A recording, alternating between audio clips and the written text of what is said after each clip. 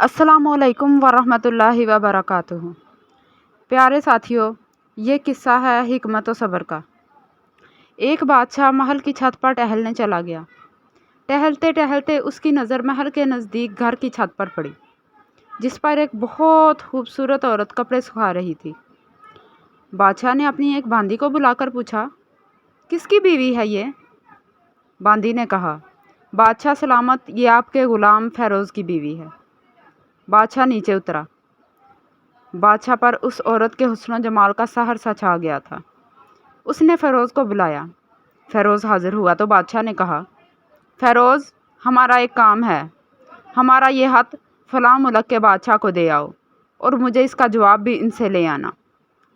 फ़ैरोज़, बादशाह का हुक्म सार आँखों पर, और वो उस हाथ को लेकर घर वापस आ गया। हाथ को अपने तकिए के नीचे रख दिया। सफ़र का सामान तैयार किया, रात घर में गुजारी और सुबह मंजिल मकसूद पर रवाना हो गया, इस बात से लाइलम कि बादशाह ने इसके साथ क्या चाल चली है। उधर फ़ैरोज़ जैसे ही नज़रों से ओझल हुआ, बादशाह चुपके से फ़ैरोज़ के घर पहुंचा और आहिस्ता से फ़ैरोज़ के घर का दरवाज़ा खटखटाया। फ़ैरोज़ की बीवी ने पूछा, कौन है? बादशाह ने कहा, मैं बादशाह, तुम्हारे शोहर का मालिक। तो उसने दरवाज़ा खोला। बादशाह अंदर आकर बैठ गया।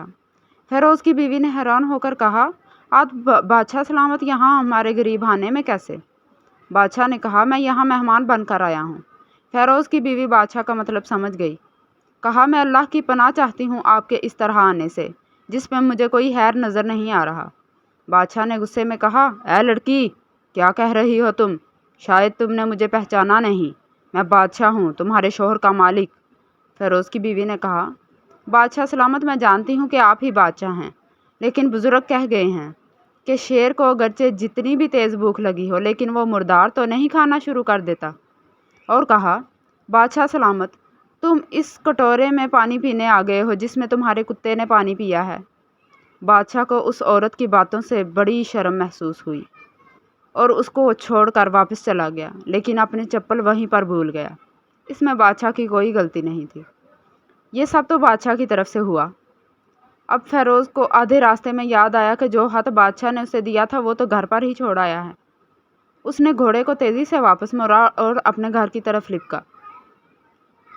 फ़ैरोज़ अपने घर पहुंचा तो तकिए के नीचे से हाथ निकालते वक्त उसकी नज़र पलंग के नीचे पड़े बादशाह के नाल यानी चप्पल पर पड़ी, जो वो जल्दी में भूल गया था। फ़ैरोज़ का सर चकरा कर रह गया और वो समझ गया कि बादशाह ने उसको सफ़र पर सिर्फ इसलिए भेजा ताकि वो अपना मतलब पूरा कर सके।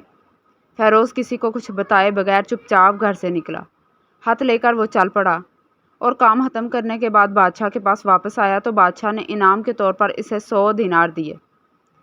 फ़ैरोज़ दिनार लेकर बाज़ार गया और औरतों के इस्तेमाल के कीमती कपड़े और कुछ तोहफ़े भी खरीदे।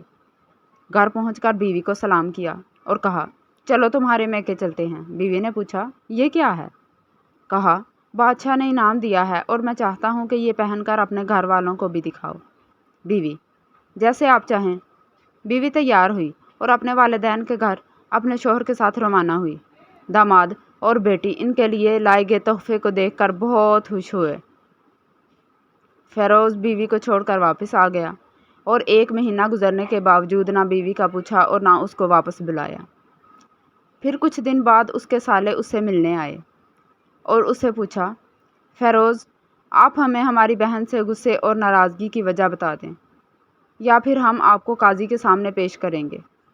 तो उसने कहा, अगर तुम चाहो तो पेश कर लो, लेकिन मेरे ज़िम्मे इसका ऐसा कोई हक़ बाकी नहीं है जो मैंने अदा ना किया हो।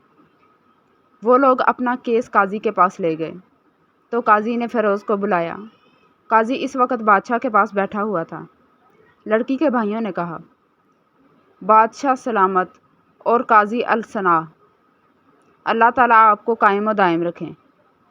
काजी साहब, हमने एक सरसब्ज़ बाग, दरख्त फलों से लदे हुए और साथ में मीठे पानी का कुआं इस शख्स के हवाले में दिया, तो इस शख्स ने हमारा बाग उजाड़ दिया, सारे फल खा लिए, दरख्त काट लिए और कुएं को खराब करके बंद कर दिया। काजी फ़ैरोज़ की तरफ मतवज्जा होकर पूछा, हाँ तो लड़के, तुम क्या कहते हो इस बारे में? फ़ैरोज़ ने कहा, काजी साहब, जो बाग मुझे दिया गया था वो इससे बेहतर हालत में मैंने इन्हें वापस किया है। काजी ने पूछा, کیا اس نے باغ تمہارے حوالے ویسی ہی حالت میں واپس کیا جیسے پہلے تھا؟ انہوں نے کہا، ہاں ویسی ہی حالت میں واپس کیا ہے، لیکن ہم اس سے باغ واپس کرنے کی وجہ پوچھنا چاہتے ہیں۔ قاضی: ہاں فیروز، تم کیا کہنا چاہتے ہو اس بارے میں؟ فیروز نے کہا، قاضی صاحب میں باغ کسی بغض یا نفرت کی وجہ سے نہیں چھوڑ رہا، بلکہ اس لیے چھوڑا کہ ایک دن میں باغ میں آیا تو اس میں نے شیر کے پنجوں کے نشان دیکھے، تو مجھے خوف ہوا کہ شیر مجھے کھا جائے گا، اس لیے شیر کے اکرام کی وجہ سے میں نے باغ میں جانا بند کر دیا۔ بادشاہ، جو کہ ٹیک لگائے یہ سب کچھ سن رہا تھا، اٹھ کر بیٹھ گیا اور کہا، فیروز، اپنے باغ کی طرف امن اور مطمئن ہو کر جاؤ۔ واللہ، اس میں کوئی شک نہیں کہ شیر تمہارے باغ میں آیا تھا، لیکن وہ وہاں پر نہ تو کوئی اثر چھوڑ سکا، نہ کوئی پتا توڑ سکا اور نہ ہی کوئی پھل کھا سکا۔ وہ وہاں پر تھوڑی دیر رہا اور مایوس ہو کر لوٹ گیا، اور خدا کی قسم میں نے کبھی تمہارے جیسے باغ کے گرد لگے مضبوط دیواریں نہیں دیکھی۔ تو فیروز اپنے گھر لوٹ آیا اور اپنی بیوی کو بھی واپس لے لیا۔ نہ تو قاضی کو پتہ چلا اور نہ ہی کسی اور کو کہ ماجرا کیا ہے۔ کیا خوب بہتر ہے اپنے اہل و عیال کے راز چھپانا، تاکہ لوگوں کو پتہ نہ چل سکے۔ اپنے گھروں کے بید کسی پر ظاہر نہ ہونے دو۔ اللہ آپ لوگوں کی اوقات خوشیوں سے بھر دے، آپ کو، آپ کے اہل و عیال کو اور آپ کے مال کو اپنے حفظ و امان میں رکھے۔